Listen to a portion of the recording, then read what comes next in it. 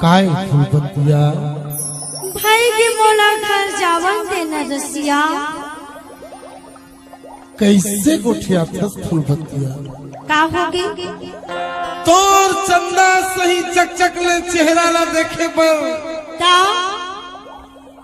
मैं 15 महीना दिन ले डहर दिखत रहे हो। हाँ आज चिटकुन आए है और चिते जहो कैसे ते का जान बेरंग रसिया कैसे घर में दाई को मोला बड़ गाड़ी दी जी मोला जांच पर तो लागी ना। सुन फूलबतिया ले बता अभी जाबे तभो गाड़ी खाबे हाँ अभी ना जाबे तभो गाड़ी खाबे। हाँ जी तेकर ले कहतो का 4 पहर रात नहीं में काट लेते हाँ माया पीड़ित ला बांट लेते हाँ तभी सरह कुछ नहीं रसिया मोला जांच लागी ना। झंझा फूलबतिया सुन न थोकी का छोड़ी देना मोला तेगा रसिया रे।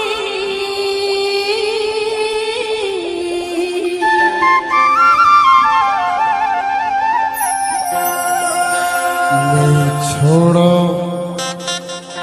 तोला फूल बतियाओ तब नहीं बनेगा नहीं छोड़ी देना मोला तेगा रसिया गया गिरते गाड़ी और मदाई मुला गली राजा मदाई तोला फूल बतिया सारी हम जब थोकी अरे सरवा का कहा ही तेरा आया ही छोड़ी देना मोला तेगा रसिया गया गिरते गाड़ी घर मदाई मुला गली राजा मदाई मुला गली।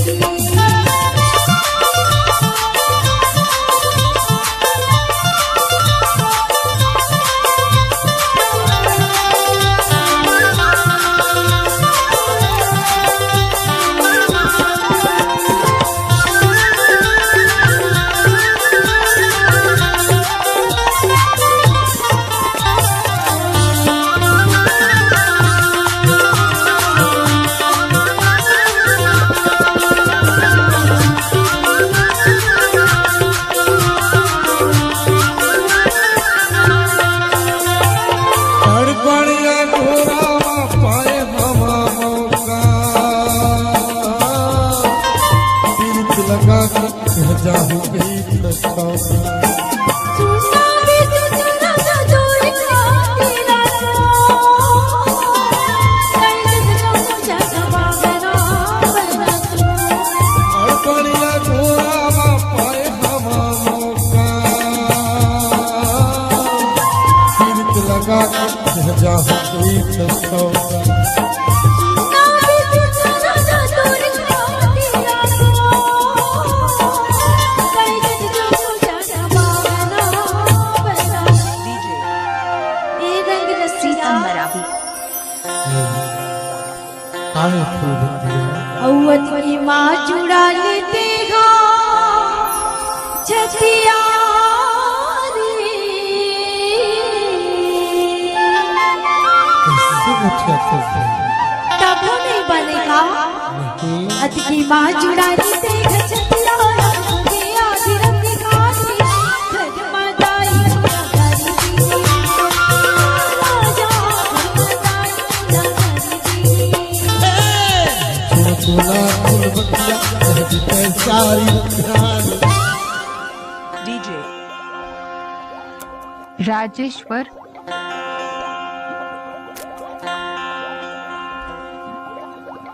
अरे सरवा का कहा ही तेरा ऐसा मौका कहा ही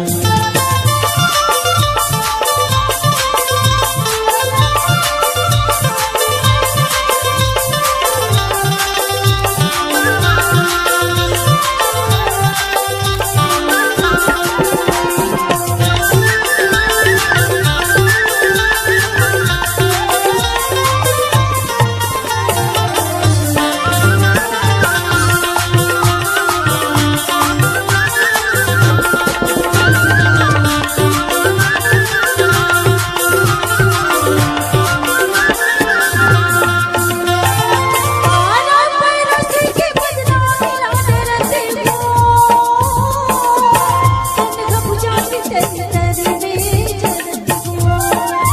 मैं तो संग हवा का के डर है तोला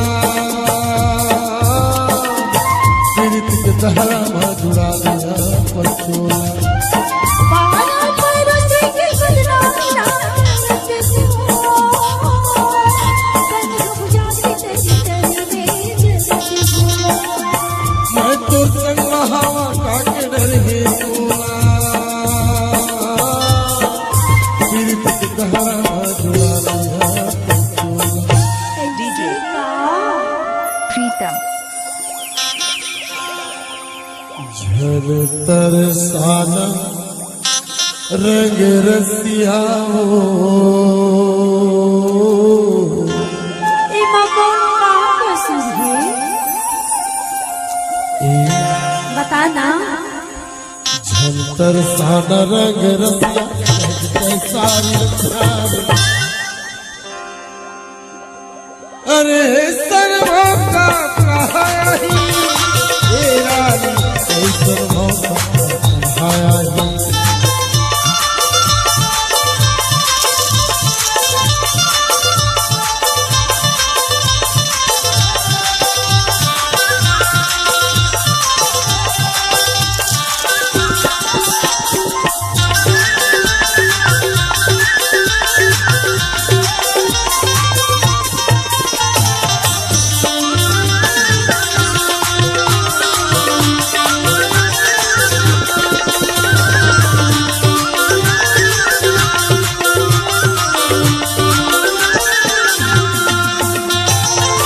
बड़ी मिठिया भरमाए कर देती जा।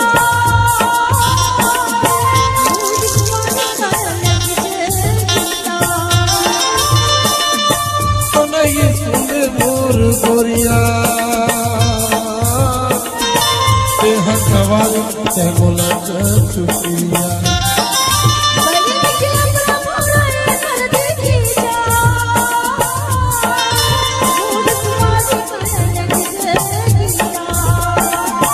जिंदगी भर छोड़ो नहीं सुने मोर गोरिया